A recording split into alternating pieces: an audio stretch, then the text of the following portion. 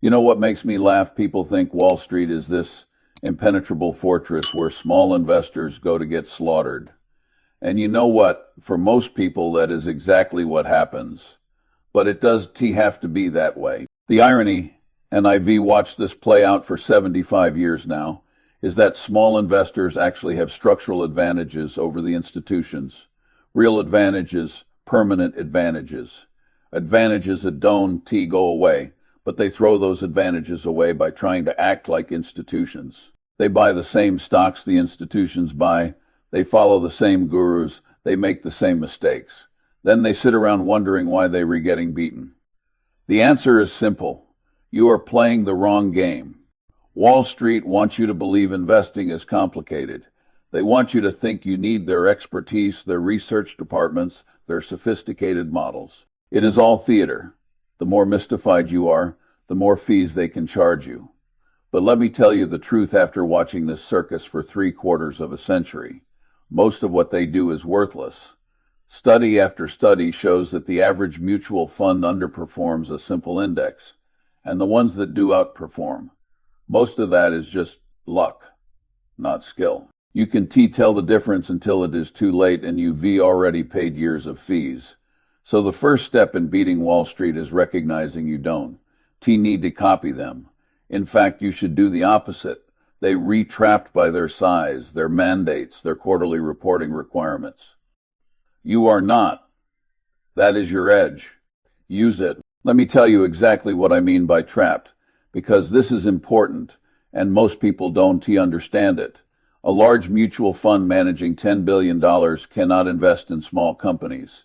If they find a $200 million company that is undervalued, they physically cannot put meaningful money into it without moving the market. Their size forces them to focus on large cap stocks that everyone already knows about. But you can buy 100 shares of that $200 million company and nobody even notices. You can move in spaces where the elephants can follow. That is a huge advantage, but only if you actually use it. Most small investors waste this advantage completely. They buy Apple, Microsoft, Amazon, the same mega caps that every fund already owns. There is nothing wrong with those companies, but there is also nothing special about owning them. You are not going to beat the market by owning what the market already owns. If you want to outperform, you need to go where others aren't looking. That means small companies, boring industries, situations that don't make headlines. Warren and I built our early fortunes in the shadows.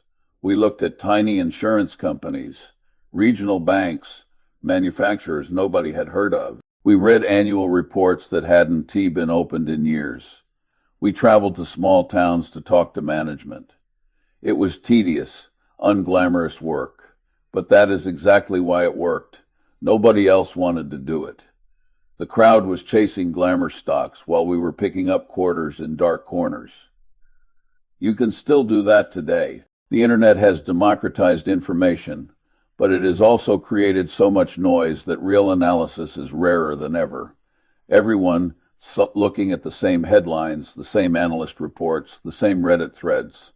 Nobody doing the actual work of understanding businesses. That is your opportunity. Read the 10Ks, study the footnotes. Understand the business model. Figure out what the company owns, how it makes money, and what could go wrong. That is not complicated, but it requires patience and discipline. Most people would rather watch a YouTube video promising to reveal the next 100x stock than spend 2 hours reading a financial statement. That is why most people lose. The second advantage you have, and this one is enormous, is time horizon. Wall Street is obsessed with quarterly results. Fund managers are judged every 3 months. If they underperform for 2 quarters, investors pull their money. This short-term pressure forces them to follow the herd. They can afford to be contrarian because being wrong and different is career suicide. But you don't have that problem. You can think in decades instead of quarters. You can buy a great company and hold it for 20 years without anyone questioning you. That is an enormous advantage. Compounding only works if you let it work, and you can let it work if you are constantly worried about short-term performance. IV said this 1,000 times, and I'll keep saying it until I am dead. The first rule of compounding is to never interrupt it unnecessarily. Wall Street interrupts compounding constantly because they have to. You don't tea. When we bought Coca-Cola in the late 80s, it wasn't tea because we thought it would do well next quarter. We bought it because we knew people would still be drinking Coke in 2020, 2030, 2040. We were right. The stock has gone through multiple bear markets, recessions, crises. None of it mattered because the business kept selling soft drinks and generating cash. We never sold a share. That is how you beat Wall Street. Find something great and refuse to let go. But small investors don't do this. They buy something, watch it go up 30%, get excited, sell to lock in gains. Then they buy something else. Watch it go down 20%. Panic and sell again. They constantly interrupting compounding, paying taxes, racking up transaction costs. After 20 years of this, they wonder why they haven't made any money. The answer is they never stayed in one place long enough to let compounding actually work. The third advantage is that you can be patient. Wall Street can wait for opportunities. They have money to deploy constantly. If they hold too much cash, investors complain that they not earning anything. So they force to invest even when there aren't good opportunities. That is why mutual funds are always fully invested. Even at market tops, they have to be. But you can wait. You can hold cash for years if necessary until something obvious comes along. That is what we do at Berkshire. We've held over $100 billion in cash because we couldn't find anything worth buying at reasonable prices. The financial media criticizes us for it constantly. You are earning nothing on that cash, they say. So what? I'd rather earn nothing safely than lose money buying overpriced garbage just to stay busy. When the right opportunity comes, and it always does eventually, we have the cash to take advantage of it. That patience is your weapon. Small investors should operate the same way. Don't feel pressured to always be invested. If you can find anything that is obviously undervalued, sit on your hands, hold cash. Read, learn, wait. The market will eventually hand you an opportunity, usually when everyone else is panicking. That is when you deploy capital, not when everything is expensive and everyone is optimistic. But patience is hard. It is boring. It doesn't feel like you are doing anything. People equate activity with progress, so they trade constantly just to feel productive. That is a mistake. In investing, doing nothing is often the highest form of intelligence. You are not paid for activity, you are paid for being right. And you can be right if you are always moving. It is waiting that helps you as an investor, and a lot of people just can stand to wait. The fourth advantage is independence of thought. Wall Street operates in herds. Analysts talk to each other. Fund managers read the same research. Everyone is looking at the same data and reaching the same conclusions. That is why you get bubbles. Everyone piles into the same trade at the same time. Then when it goes wrong, everyone tries to exit simultaneously and the thing collapses. You don't have to follow the herd. You can think for yourself. You can look at a company everyone loves and decide it is overvalued. You can look at a company everyone hates and decide it is a bargain. You want always be right, but at least you are thinking independently instead of outsourcing your judgment to the crowd. Mimicking the herd invites regression to the mean. IV always said the best way to think is to invert. Instead of asking what should I buy, ask what should I avoid. If you simply avoid the obvious mistakes, leverage, speculation, companies you don't understand, following trends, you do better than most professionals. You don't need to be brilliant. You just need to not be stupid. Wall Street is filled with smart people doing stupid things because the incentives push them that way. You don't have those bad incentives. Use that freedom. It is remarkable how much long-term advantage people like us have gotten by trying to be consistently not stupid, instead of trying to be very intelligent. There must be some wisdom in the folk saying it is the strong swimmers who drown. Another advantage is you can focus on quality over quantity. Wall Street diversifies because they have to manage risk across large portfolios. They own 50 or 100 stocks because they can afford to have too much concentration in any one position. But diversification is a protection against ignorance. If you don't know what you are doing, own everything. If you do know what you are doing, own a few great things and understand them deeply. Warren and I have always been concentrated investors. We rather own 10 businesses we understand completely than 100 we understand poorly. That concentration has served us well. When you own just a few things, you can really know them. You can monitor them closely. You can understand their competitive positions, their risks, their opportunities. You can do that with 50 holdings. You end up owning things you barely remember buying. For small investors, concentration makes even more sense. If you find one truly great company trading at a reasonable price, why dilute that with 9 mediocre ideas? Put your capital where your conviction is highest, obviously. This requires real knowledge. You can concentrate in things you don't understand. But if you've done the work, if you truly understand a business and its prospects, concentration is rational. It is the opposite of reckless. Reckless is owning things you don't understand just to be diversified. This worshiping at the altar of diversification, I think that is really crazy. Now let me talk about what you should actually look for. Wall Street focuses on growth. They want companies that can beat earnings estimates every quarter. They want exciting stories, disruption, innovation. That is fine, but it is also very hard to value. How do you know if a growth story is real or just hype? How do you know if a company trading at 50 times earnings will actually grow into that valuation? You don't you are guessing. Warren and I prefer businesses we can understand and value with reasonable confidence. That usually means mature, boring companies and stable industries. See, Candies wasn't a growth story when we bought it. It was a regional chocolate company with a loyal customer base and pricing power. But we understood it completely. We knew it would keep selling chocolates every Christmas and Valentine's Day. We knew people would pay premium prices because the brand meant something. That predictability was valuable. We didn't need growth. We just needed durability. Small investors should look for the same thing. Find businesses with competitive advantages, what we call moats, a strong brand, a cost-advantage network effects, regulatory protection, something that keeps competitors at bay. Then make sure the business is run by competent, honest people. Finally, only buy it if the price gives you a margin of safety. If you think it is worth $100 per share, don't pay 95, pay 60 or 70.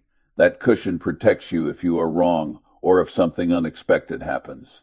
This approach won't make you rich overnight, but it will make you rich over time, which is the only kind of rich that lasts. Wall Street is full of people who got rich quick and went broke quicker.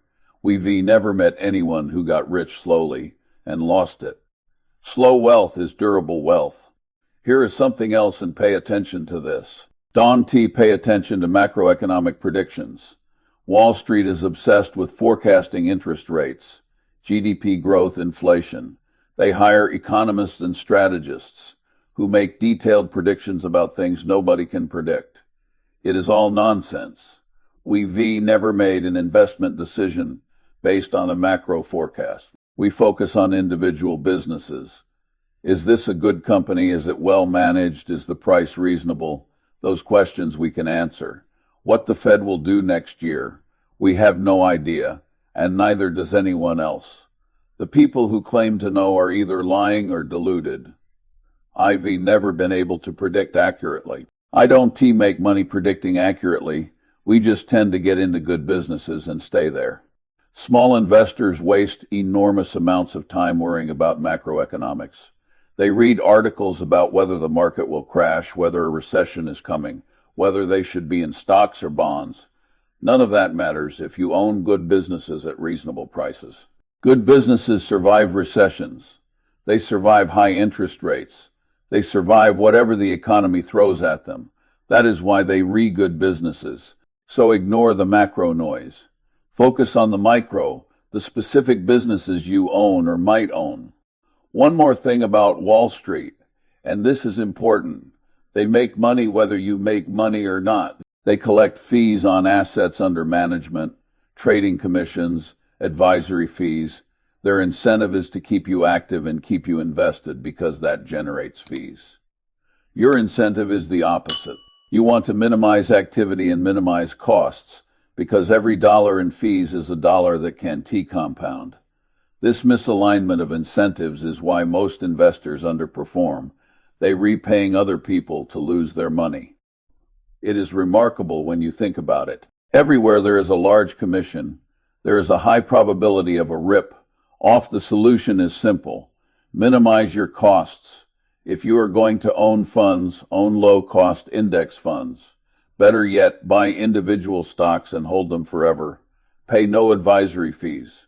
Make minimal trades.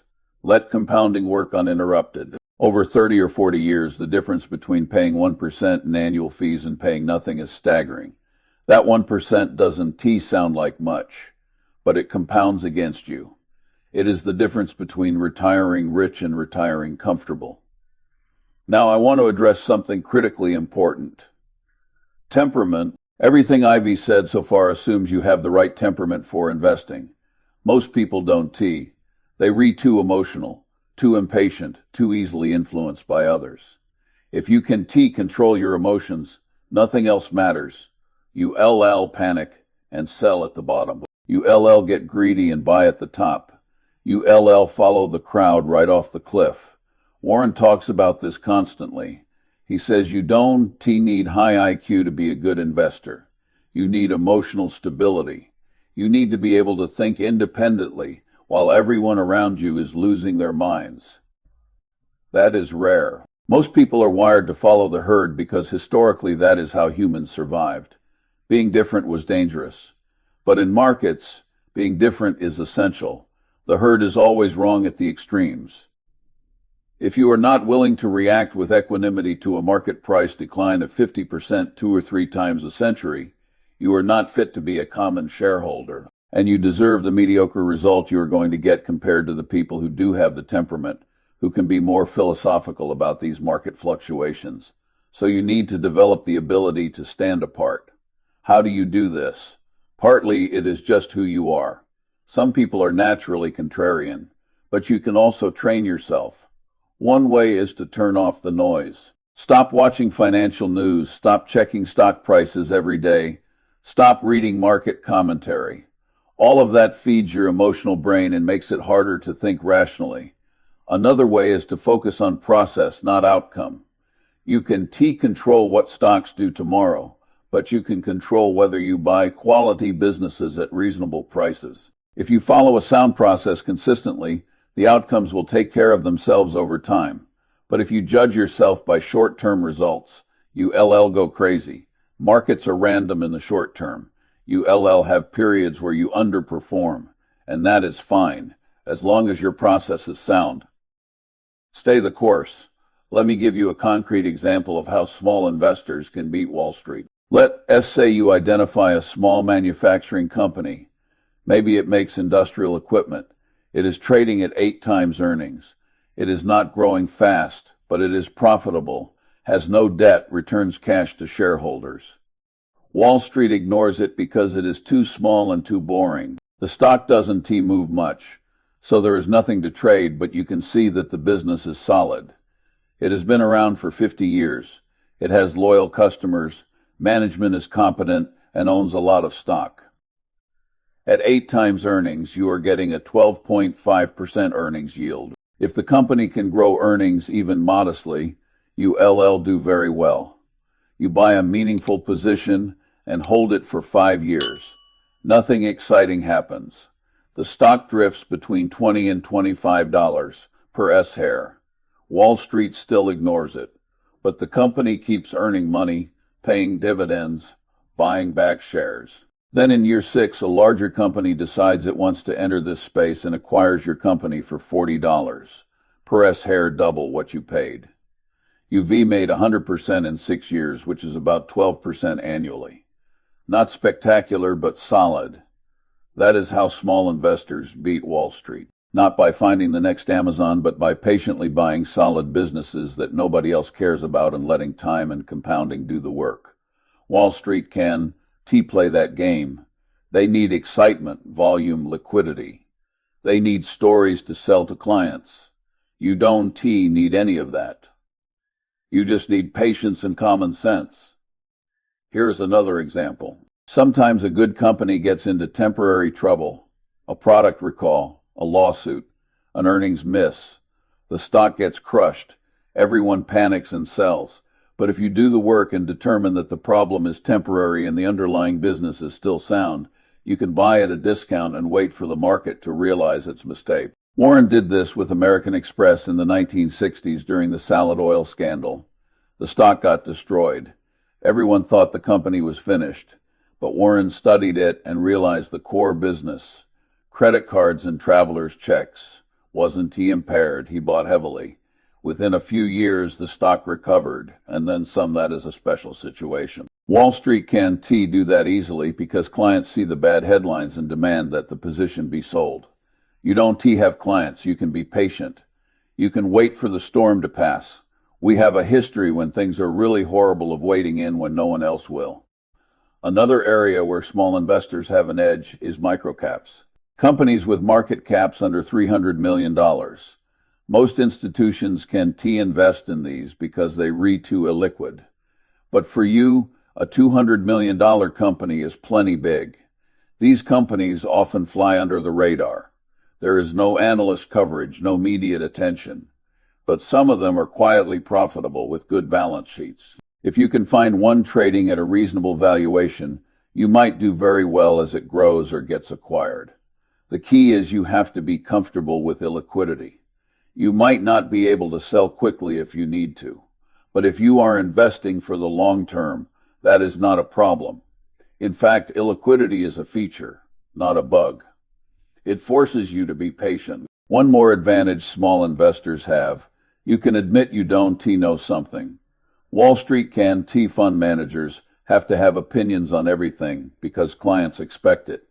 If you are managing money and someone asks what you think about a particular sector or stock, you can say, I don't know. It makes you look incompetent. But that is exactly what you should say if you don't know. Warren and I say I don't know constantly. We perfectly comfortable with it. There are entire industries we don't understand and don't try to understand. Knowing what you don't know is more useful than being brilliant.